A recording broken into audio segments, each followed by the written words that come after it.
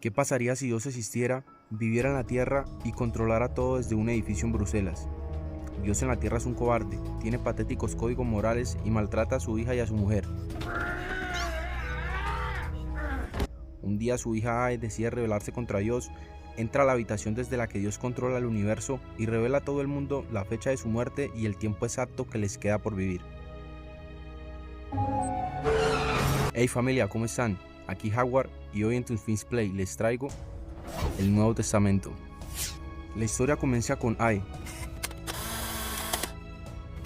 Ella es la hija de Dios y va contándonos cómo ha sido su vida hasta ahora viviendo con él, mientras que la ha mantenido encerrada a lo largo de los años en un edificio en Bruselas, dentro de un apartamento que no tiene salidas ni entradas. Ahí empieza a contarnos cómo Dios es un machista en su hogar y todo el tiempo se la pasa maltratando a su mujer y a su hija. Desde antes de la creación del mundo, ya Dios se la pasaba aburrido en su subsistencia, y fue ahí que decidió crear Bruselas. Desde ese entonces empezó a experimentar con distintas formas de vida para poblar a la ciudad, pero ninguna de ellas le daba el resultado que Dios esperaba. Y ahí fue cuando decidió crear al hombre a su imagen y semejanza, y este se convirtió en el conejillo de Indias perfecto para que Dios hiciese lo que quisiera con él. Sin embargo, no contento y satisfecho con su conejillo de Indias, poco tiempo después Dios decide crear a la mujer. Después la mujer y el hombre se conocen y no pueden evitar sentirse felices de tener una compañía en el mundo, y fue tanta la felicidad que esa misma noche probaron del fruto prohibido de todas las formas que pudieron, y así fue como hombre y mujer empezaron a reproducirse una y otra vez y otra vez y otra vez.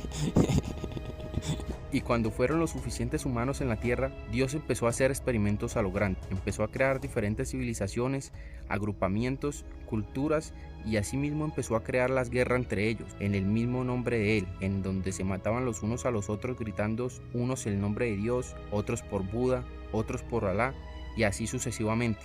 En pocas palabras, así nos cuenta Ae cómo fue que se creó la civilización humana hasta el día actual como lo conocemos. Como en un principio su hermano logró escapar de la casa y como ella ha observado todo desde ahí, desde su encierro. Momentos después, es hora de la cena.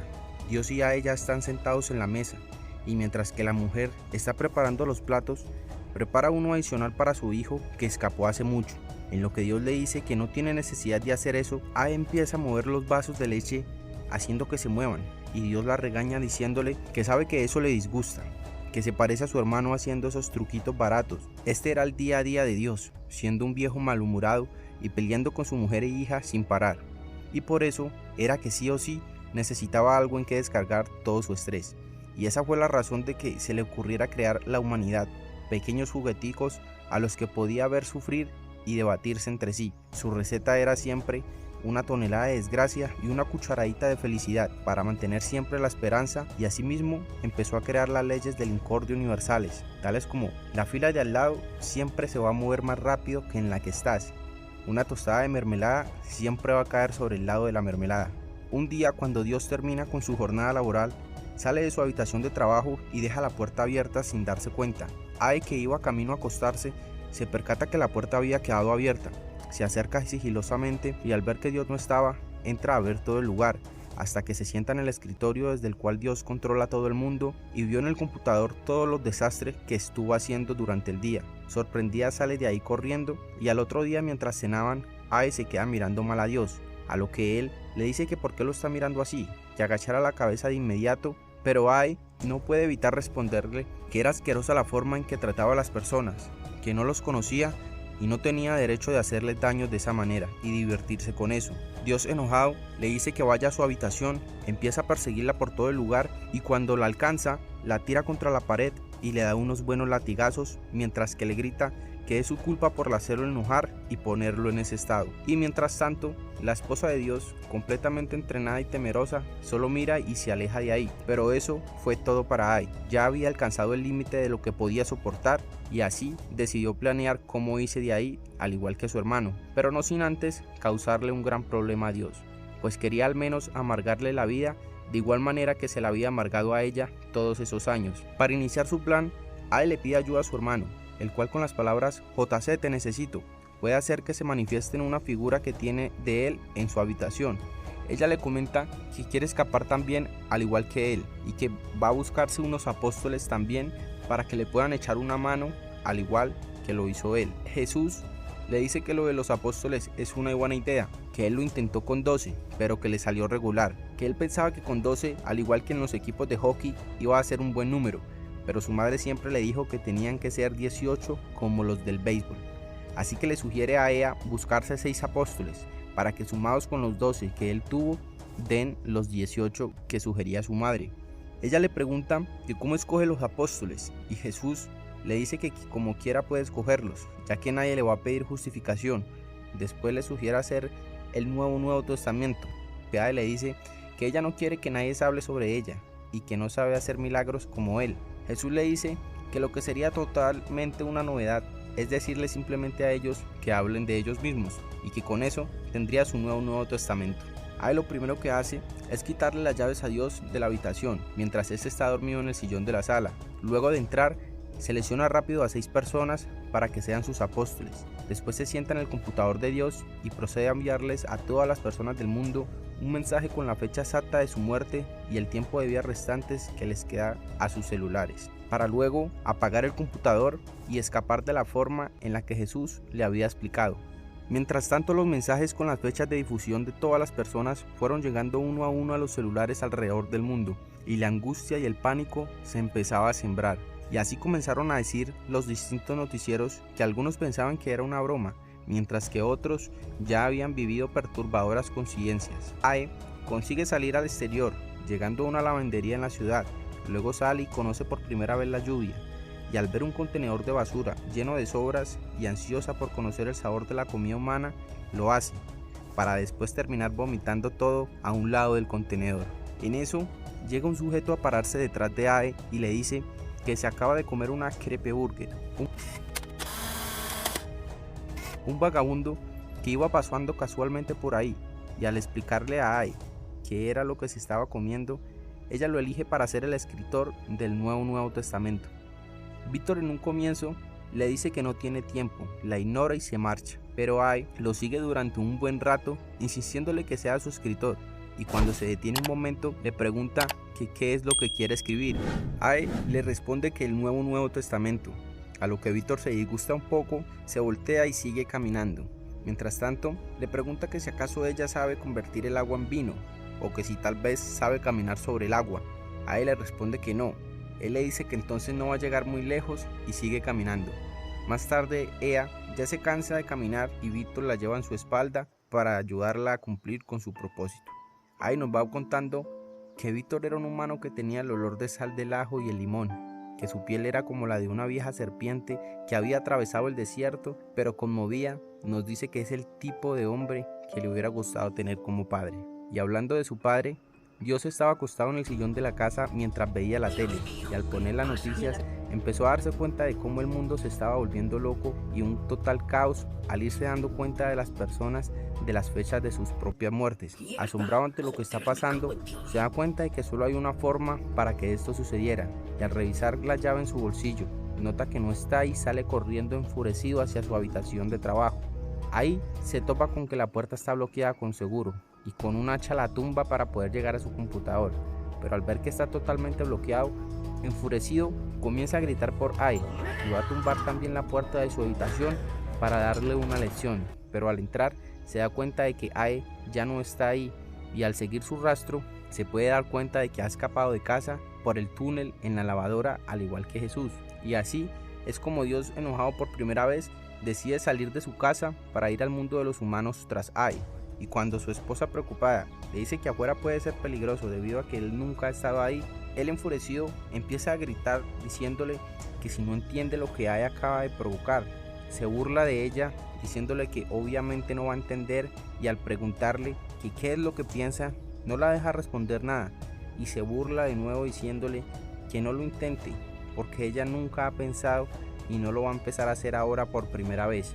Que el problema de todo esto es que antes tenía pillada a la gente por los huevos, porque al no saber cuándo iban a morir, todos vivían con cuidado el día a día, y ahora que lo saben, ya no se van a dejar incordiar y podrán decidir qué hacer con el resto de sus vidas. Dios, enojado, mira fijamente a su esposa y le dice tan solo imagina que les enseña a cómo salir a todos de la mierda, y sin dejar responder a su esposa, solo le dice que mejor no imagine nada, porque ella no puede ni siquiera hacer eso, y si no es capaz de decir nada, es simplemente porque no piensa en nada, y lo único que tiene en su mente son sus tejidos y sus jugadores de béisbol.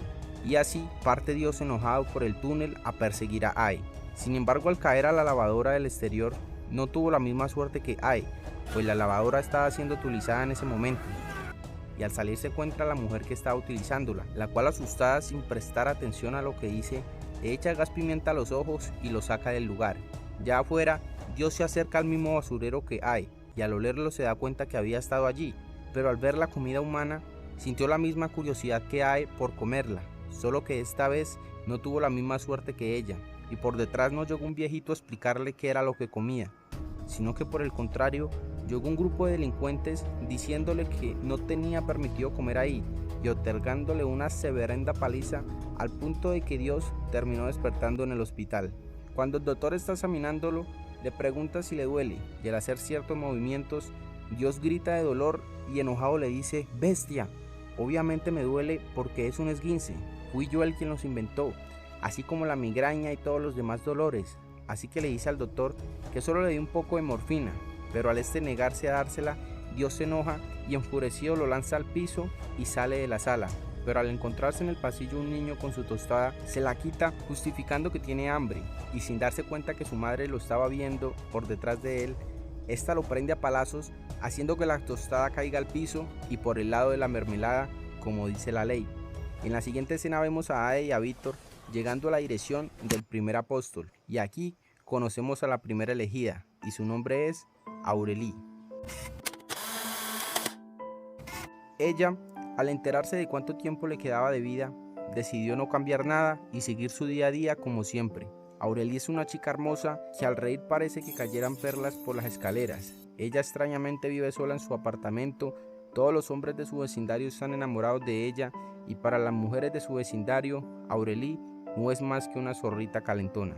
Sin embargo, Aurelie vive sola porque su corazón está demasiado triste y roto. Esto debido a que cuando era pequeña y estaba jugando en la estación del metro, de un momento a otro y sin darse cuenta, un vagón pasó cerca de ella, arrancándole el brazo por completo y salpicándola en sangre. Por eso desde entonces, Aurelie vive triste, sabiendo que en lugar de llevar su brazo con ella, lleva 600 gramos de silicona. Ae lleva a Aurelie a la estación del metro, y Aurelie, recordando el trágico momento, le pregunta a Ae: «Oye, ¿y tú quién eres?». Ae entonces le responde que él es hija de Dios. Le dice que él es Víctor, el escritor, y le cuenta que escapó de su casa y ahora debe encontrar a sus 6 apóstoles, diciéndole así a Aurelie que es la primera apóstol y en este Nuevo Testamento debe hablar sobre ella misma. Aurelie, sorprendida, le dice: «¿De mí? No puedo. Yo solo...». E inmediatamente nos comienza a contar su historia. Y como desde aquel trágico accidente en el que perdió su brazo izquierdo, ha vivido triste hasta el día en el que en la misma estación de metro conoció a un hombre extraño y maloliente. Cuando se le acercó a Aurelie, en primera instancia ella pensó que le iba a hacer daño o a robarla, pero cuando se acercó lo suficiente a Aurelie, la miró a los ojos y mientras reía le dijo: «Mi pequeña niña, la vida es como una pista de patinaje y mucha gente se acaba cayendo». Desde entonces, siempre Aurelie se mira al espejo en las mañanas y no puede evitar pensar en aquella frase que le dijo ese hombre. A él le dice que ella no es capaz de hacer muchas cosas, pero puede escuchar la música que tienen las personas en su corazón, y le pregunta que si quiere saber cuál es su música. Cuando Ae se acerca a su pecho, le dice que la música es muy hermosa, y mientras Aurelie le dice que gracias, cae una lágrima de sus ojos, y rápidamente Ae saca un pequeño contenedor de cristal para recogerla y guardarla, explicándole a Aurelie que entre todas las cosas que no sabe hacer,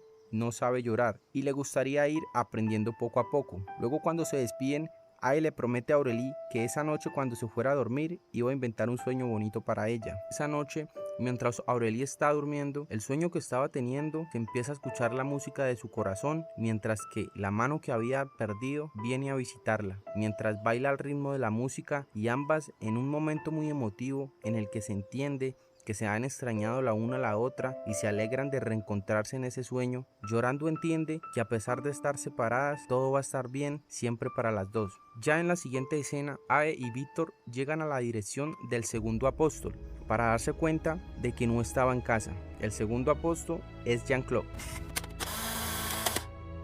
Es un hombre de 58 años que vive amargado, solo y permanece soltero y sin hijos porque ni siquiera tiene tiempo para eso. Jean-Claude se la ha pasado alquilando las horas de su vida por una mierda de trabajo, con una mierda de sueldos y con una mierda de horarios. Y no fue encontrado en casa por Ade y Víctor debido a que cuando iba camino hacia su trabajo, pasando por un parque, le llegó la fecha y la hora de su muerte al celular, haciendo que se enojara, dañara sus cosas y las arrojara a un bote de basura. Desde entonces decidió sentarse en ese banco sin volver a moverse nunca más. Cuando Ade y Víctor lo encuentran de noche durmiendo en aquella banca, se sientan en la banca de al lado y esperan hasta el amanecer para empezar a explicarle todo y que contara su historia como el segundo apóstol.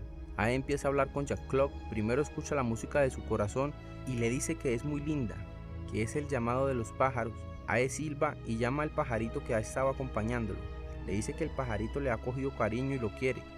Jean-Claude le dice que le pregunte al pajarito por qué se queda en este parque pudiendo volar a cualquier lugar. Ade, al preguntarle al pajarito, le responde a Jean-Claude que el pajarito piensa lo mismo de él. El pajarito se marcha volando y Jean-Claude se marcha corriendo junto tras él. Al quedar Ade y Víctor solos en el banco, Víctor le pregunta a ella: ¿no es necesario que el apóstol esté aquí con nosotros para escribir de él? Pero ella le dice que al parecer no lo es y solo hacía falta conocerlo. En la siguiente escena conocemos al tercer apóstol. Su nombre es Marc y se llamaba a sí mismo el obseso. Marc es un adulto adicto a las mujeres y adicto a pagar por compañía íntima de ellas. Hey, gracias por ver el video, familia. Pueden mandar la mejor energía dejando su dedo gordo arriba y compartiendo. Los estaré leyendo por ahí en los comentarios. Cuídense.